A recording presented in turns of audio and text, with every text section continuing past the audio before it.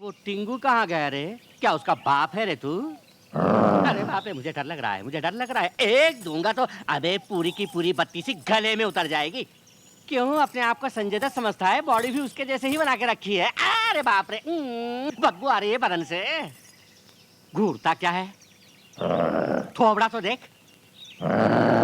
बदसूरत बंदर की औलाद। अच्छी बात है। ओह,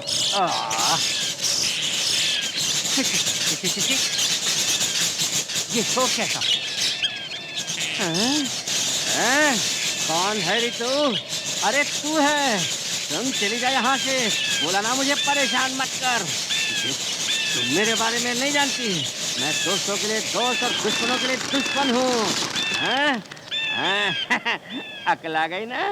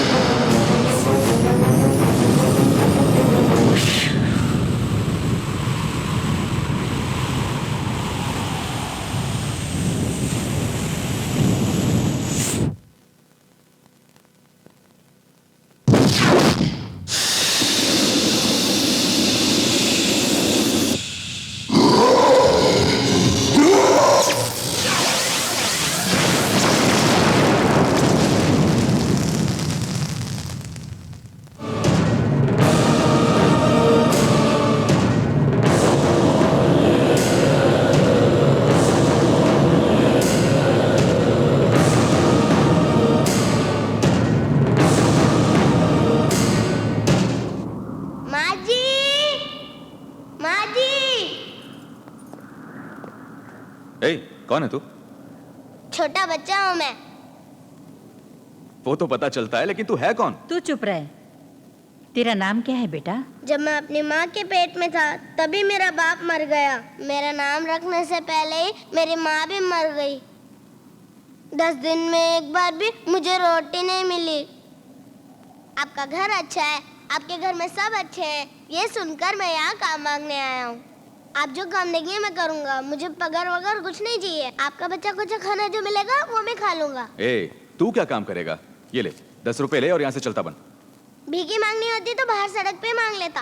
इस तरह आपके घर में काम मांगने नहीं आता। छोटा बच्चा है बेचारा, हमारे घर के छोटे मोटे काम कर लेगा, उसे रहने दीजिए ना। हम तो रहने देंगे, पर तेरा पति माने तब ना। ये क्या चर्चा है भाई? किस लिए मीटिंग हो रही है? कौन है ये लड़का? ये यहाँ पे काम की तलाश में आया है और ये दोनों महिलाएं इसकी सपोर्ट कर रही हैं। इसे क्या धर्मशाला समझ रखा है? बच्चों से काम करवाना जुर्म है, गवर्नमेंट का ऑर्डर है, जानती हो ना? हर रोज बदलती रहती है आपकी गवर्नमेंट। उसकी बात छोड़िए साहब। हर रोज रोने वाले इस पेट से पूछिए भूख क्या होती है। साहब, इन सब में सबसे ज्यादा दयालु आप ही हैं। आप कभी चिल्लाते हैं, कभी गुस्सा करते हैं, लेकिन उसकी वजह आप नहीं साहब, उसकी वजह है यहाँ का माहौल। साहब, आप कितने हैंडसम है पता है आपको? आपके बगल में खड़े होने की वजह से ही आपकी पत्नी इतनी सुंदर दिखती है। साहब, आप सिया राम की जोड़ी हैं। राम जी को प्यारी थी गिलहरी, आपकी गिलहरी मैं हूँ। आप जब पुल बांधेंगे मैं भी आपकी मदद करूँगा साहब, मैं वादा करता हूँ साहब। साहब, मेहरबानी करके मुझे कोई काम दीजिए ना साहब। ठीक है, बातें बंद करो, काम पे लग जाओ, लेकिन ईमानदारी से।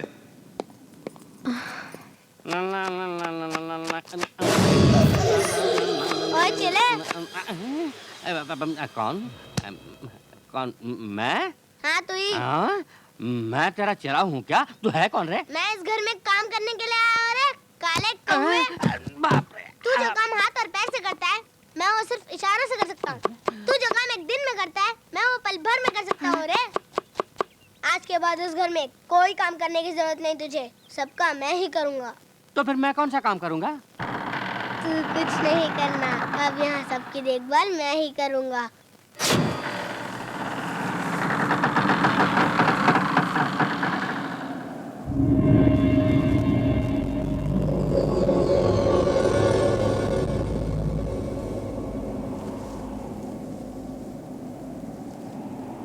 ए, उठ उठ जा।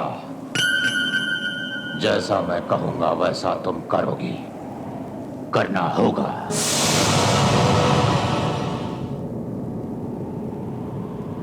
अब तुम जाके सुनीता के बाएं हाथ में जो तावीज है उसे उतार दो। जाओ।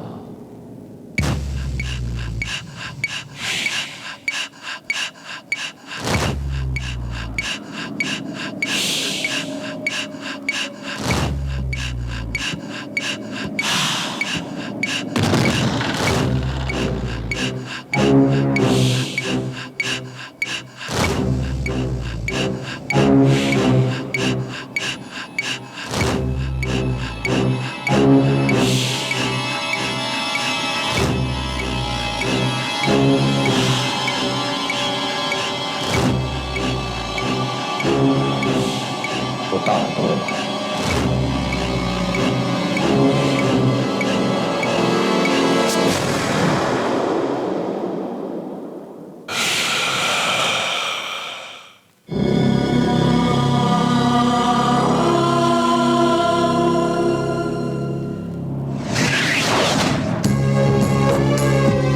जो भी मेरे फंड के नीचे हैं, जिनकी रक्षा करना मेरा उत्तरदायित्व है, उनका तो कुछ नहीं बिगाड़ सकता। कब तक तू उसकी रक्षा करेगी देवी?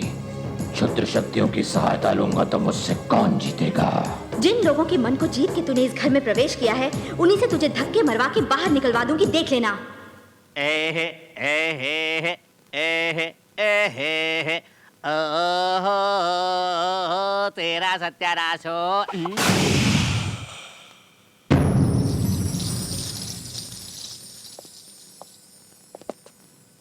ए, कौन हो तुम? 12 महीना कोख में रख के 10 दिन तक दर्द सह के आई रो के मैंने ही इस नालायक टिंगू को पैदा किया है। हे, ये क्या पागलपन है? साफ साफ बता।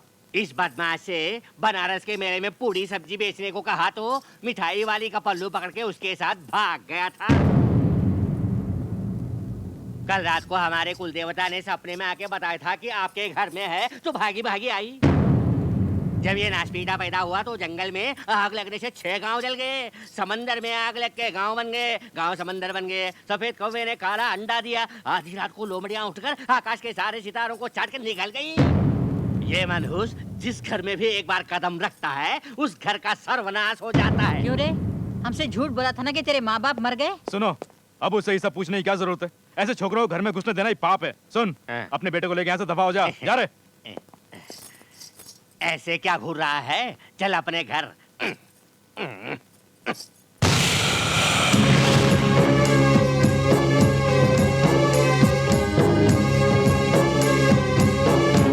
क्या कहा था? मैं तेरा चेला हूँ। इशारों से काम करेगा? क्यों इशारों से? क्यों रे टिंगू के बच्चे, मुझसे मुकाबला करता है तू? मुझे घर से निकालने का प्लान बनाता है? गनीमत है देवी ने तेरे बारे में सब कुछ बता दिया, वरना मुझे सड़क पे आना पड़ता। अब की बार तुझे यूं ही छोड़ देता हूँ। आइंदा कभी यहाँ आसपास भी दिखाई दिया, तुझे सूखी मछली की तरह भून के पापड़ की तरह चबा के खा जाऊंगा। वो टिंगू कहाँ गया रे? क्या उसका बाप है रे तू? अरे बाप रे, मुझे डर लग रहा है, मुझे डर लग रहा है। एक दूंगा तो अबे पूरी की पूरी बत्ती सी गले में उतर जाएगी। क्यों अपने आप को संजय दत्त समझता है? बॉडी भी उसके जैसे ही बना के रखी है। अरे बाप रे, बदबू आ रही है बदन से। घूरता क्या है? थोबड़ा तो देख। बदसूरत बंदर की औलाद। अच्छी बात है।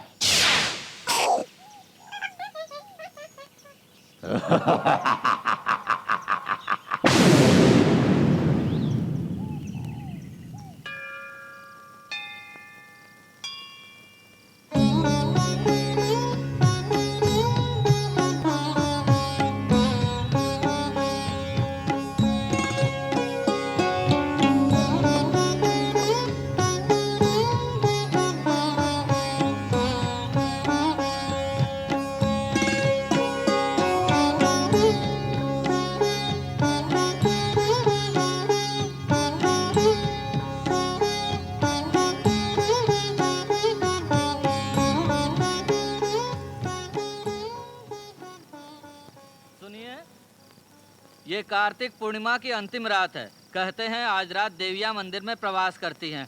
आप सब बाहर जाइए, द्वार बंद करने हैं।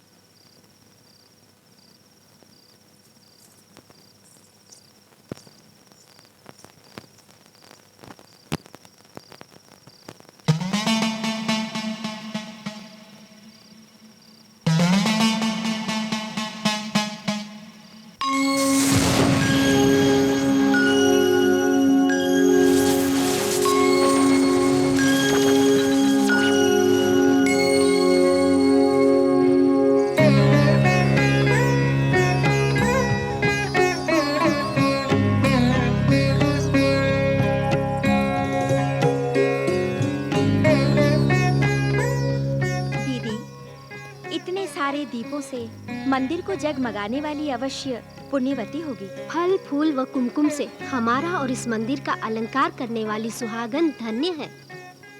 इसी कारण जीवन भर सुहागन रहने और सदा सौभाग्यवती रहने का आशीर्वाद देती हूँ।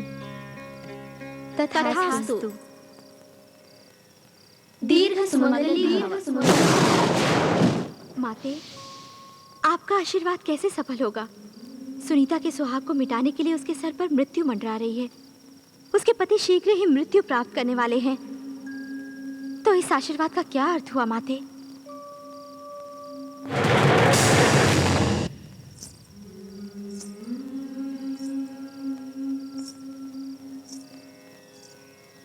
सब कुछ अपने त्रिनेत्र से देख लिया है हमने।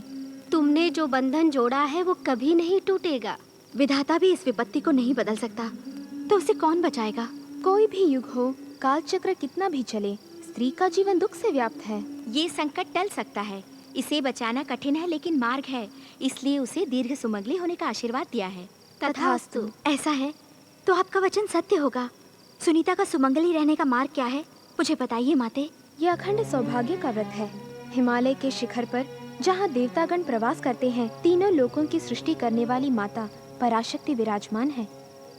वह जगन माता अमृत वर्षिणी है, करुणा स्वरूपिणी है। उसके समक्ष नवरात्रि के उन 9 दिनों में नियम निष्ठा से ब्रह्मचर्य रख के, समय को भंग न करके उस व्रत का आचरण करना है। वहाँ दैवी गंगा में स्नान करो, गुफा में बरसने वाले हल्दी कुमकुम से अर्चना करो। उसके पश्चात अंग प्रदक्षिणा से आराधना करके उस माता की प्रार्थना करोगी तो वो प्रसन्न होंगी। और नवरात्रि के अंत में उस देवी माँ की कृपा कटाक्ष द्वारा एक अखंड ज्योति प्रज्वलित होगी। इससे वो मृत्युंजय होगा। जिस समय वो ज्योति प्रकाशित होगी, उसके पति के सर से संकट टल जाएगा। यदि व्रत की नियम निष्ठा में रुकावट आई या 9 दिन के अंदर व्रत का पालन नहीं हुआ तो देवी क्रोधित हो जाएगी, शुभ कार्य अशुभ हो जाएंगे। ठीक है, मैं ये व्रत सुनीता से अवश्य रखवाऊंगी, किंतु साधारण मनुष्य का उस प्रांत में पहुंचना संभव नहीं। मेरे लिए तो संभव होगा ना।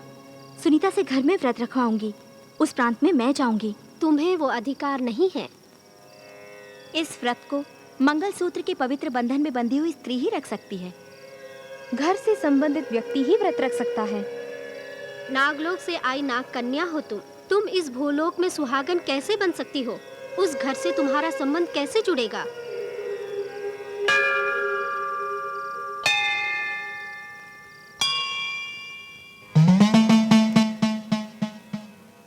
इस नवरात्रि के 9 दिन कठिन निष्ठा से ललिता सहस्त्र नाम जप के देवी माँ की आराधना करनी है। इस व्रत की पूर्ति होने तक तुम घर से बाहर कदम नहीं रखोगी।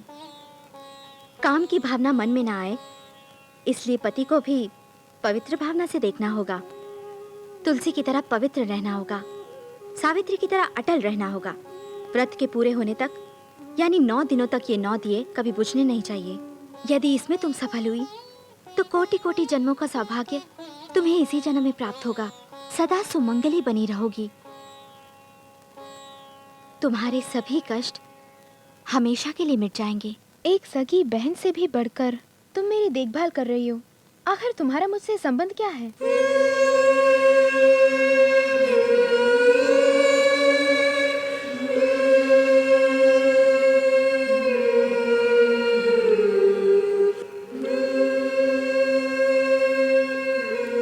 संबंध होगा, जरूर होगा, हम दोनों का संबंध होगा।